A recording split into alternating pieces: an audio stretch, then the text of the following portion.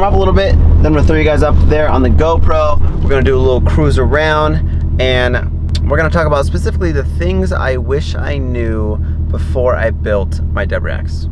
Should be pretty interesting.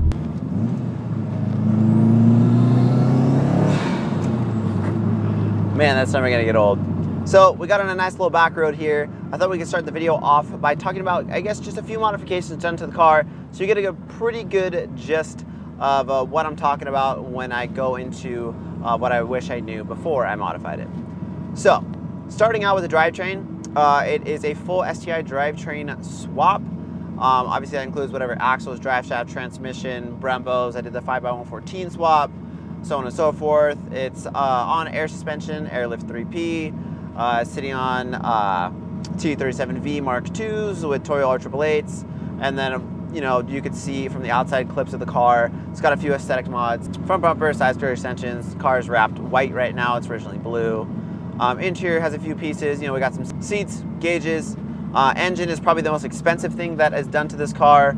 It is fully built, up compression to 9:1, fully forged rotating assembly. We got cams. They are 268 duration, full bolts on as well, and then tuned on speed density makes just under 400. So that's pretty much where we're at with what's done to the car. Now, I've had this car, I think I'm coming up on 5 years. Obviously these modifications didn't come just overnight. This has literally been my baby. It's where all my money goes. And what's also cool is I did all the modifications myself, or obviously if it was very, very difficult, I just got a helping hand from just a few friends. So the experience is pretty much all documented on YouTube if you would like to see any more content or the journey of actually building this car, because it's pretty much at a point where I'm almost done. So anyway, now we can talk about what I wish I knew before I put on all these modifications.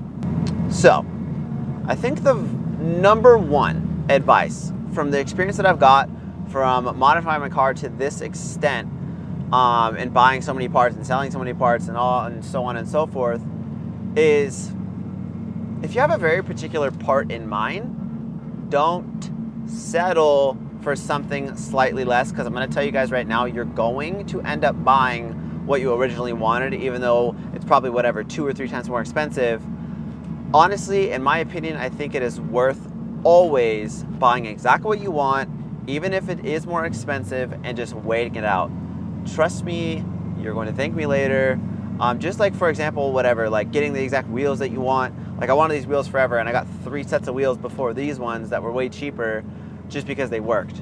And in reality, I just wanted these ones, and I couldn't be any happier with these wheels. And there's just so many examples of that. Once you actually get a modification of exactly what you want, instead of settling, it's way better.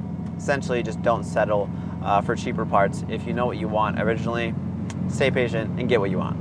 Now, the next part could be pretty controversial, because I don't know, a lot of people are gonna be pretty opinionated on this. And I'm not gonna lie, one thing that I kind of do regret, or I wish I knew what I was getting into beforehand, is cutting into the car and not staying stock body. I don't know if that's just because kind of like my taste in cars have kind of changed. Maybe I'm looking for more like of a mature look, but I'm not even gonna lie, if I can go back to stock body, specifically if I had an STI with a nice rear arch, I seriously would consider it.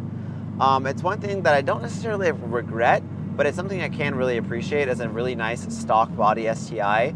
I just think looks really nice, and the drivability of it is obviously super nice. One thing that I always worry about when I'm driving this car in particular is I obviously like driving low, but driving low when you go wide, it just, the two things don't add it up. Specifically with a 4-door, you're going to be revving in the rear unless you're running really stiff ride.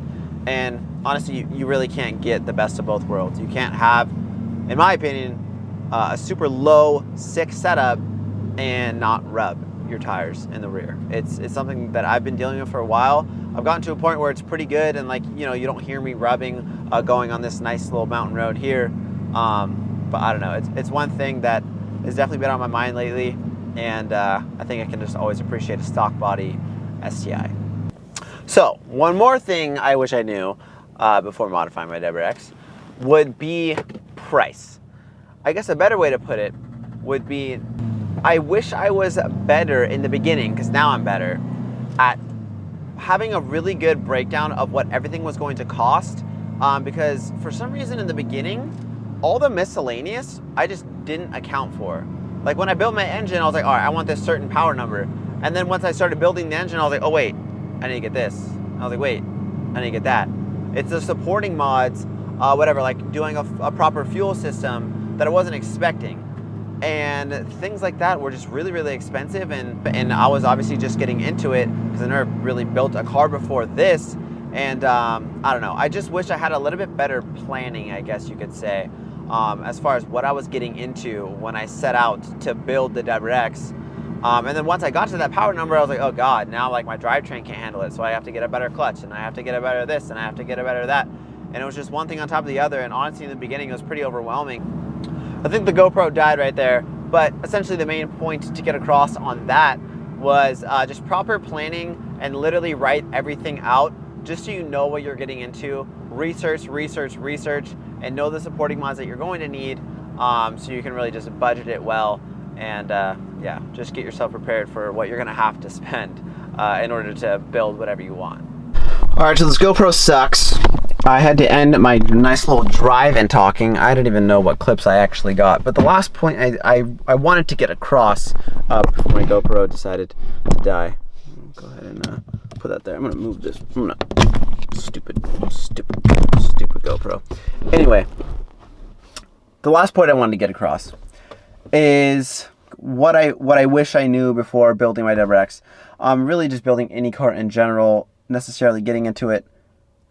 This is more necessarily for people that are just modifying their car, is don't worry about other people's opinion. Number one, about you, but more specifically about your car. I feel like in the beginning when I started modifying my car, I was always looking for like the validation of like my car friends or this person or that person, right? And I feel like I was just building my car for just not for me. And the whole point is to build your car for yourself because it's your car, you know what I mean? So I feel like that's just the last major point I want to get across. It took me a while to really put that into play, I guess. But now any modification I do to my car, it's obviously 100% for me. I'm really happy that you guys also can enjoy the modifications that I do to my car. But it, you know, it's obviously, but it is 100% every single modification is what exactly I want. Obviously my favorite color is blue. I get everything blue, yada, yada, yada.